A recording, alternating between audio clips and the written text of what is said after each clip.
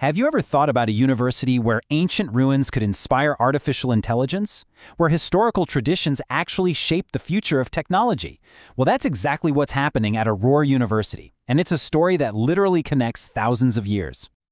Okay, so right off the bat, you can see just how big their ambition is. This isn't just about slapping together another university. It's about revitalization. It's about taking the very soul of a historic place and building something totally new and inclusive. And that mission statement? That's basically the roadmap for everything they do. So where does an idea like this even come from? Well, to get Aror University, you first got to understand Aror, the place itself. I want you to picture this: sleek, modern university buildings rising up right next to the weathered stones of an ancient capital. That's literally what's happening at Aror. This place was once the center of power and culture in the region, and the university doesn't just borrow the name. No way. It pulls its entire identity, its very soul, from this incredible legacy.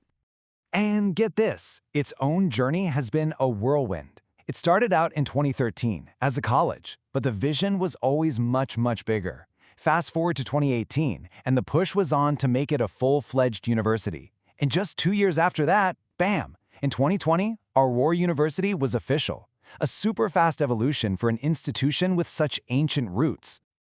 So, okay, how does all this history stuff actually translate into, what students are learning? It all kicks off with their first big pillar, a deep, deep focus on heritage and art. And listen, this isn't just some marketing slogan. It's baked right into their classes. They're doing two things at once. First, they're protecting this incredible tapestry of the past. And second, they're handing the next generation the tools to design the future. It's a really cool balance when you think about it. And you can see this play out perfectly in the degrees they offer. You've got archaeology, literally digging up the past. Then you have architecture, visual arts, fashion, textile design, all these creative fields that are pulling from ancient traditions to make something brand new. And even environmental sciences makes perfect sense, right? Because preserving our natural history is just as important. But here's where it gets really interesting. Aror isn't just stuck in the past. Not at all. They've got one eye looking way, way into the future.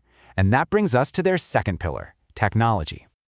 Okay, this is where you really see the magic of this place. Think about it. In one classroom, you have students learning how to preserve actual physical artifacts. And then, right down the hall, you've got students learning how to protect our digital world and build new ones from scratch. It's this amazing contrast, this incredible duality.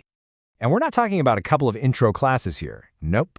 These are full-on degrees in AI, cybersecurity, and multimedia and gaming. They're training the next wave of coders and game developers literally in a place surrounded by ancient history. How cool is that? And check this out, they're not just playing catch-up, they are leading the charge. Being the first in the whole region to offer a degree in multimedia and gaming, that is a huge deal. It just goes to show they're serious about creating jobs in these massive global industries.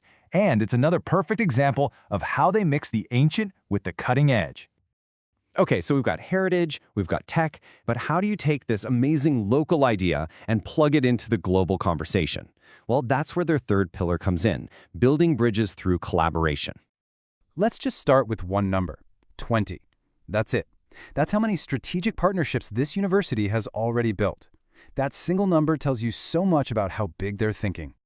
So what does that number 20 actually look like? Well, a big chunk of that, 14 to be exact, are partnerships right there in Pakistan. So they're building a really strong local network. But then you've got those other 6, and those are international partnerships. That's the bridge that connects their students and their staff to the rest of the world. And just look at this list. We're talking about universities in Italy, China, Canada, all over the map. And this is way more than just a semester abroad program. We're talking about deep collaboration, sharing research, sharing ideas. It's all about making sure that a degree from Aror really means something on the world stage. All right, so let's put it all together. You take that deep respect for heritage, you mix it with cutting-edge tech, and then you connect it all to the world through collaboration. What do you get? You get the blueprint for a brand new kind of legacy, one that's built right on top of an ancient one. And this, right here, this is the core idea. It's not just a school. It's a whole ecosystem. It's a place where, an archaeology student and an AI developer can grab coffee and come up with a new idea, where ancient patterns from textiles could inspire a video game. It's about making the past a living, breathing thing that fuels future innovation, not just something you look at behind glass. So what's the end game? What is the Aror legacy all about? It's about sending graduates out into the world who are amazing at what they do, sure, whether that's cybersecurity or fashion design, but who also have this deep, powerful connection to their roots. They're ready to be leaders, not by forgetting their heritage, but by using it as their superpower.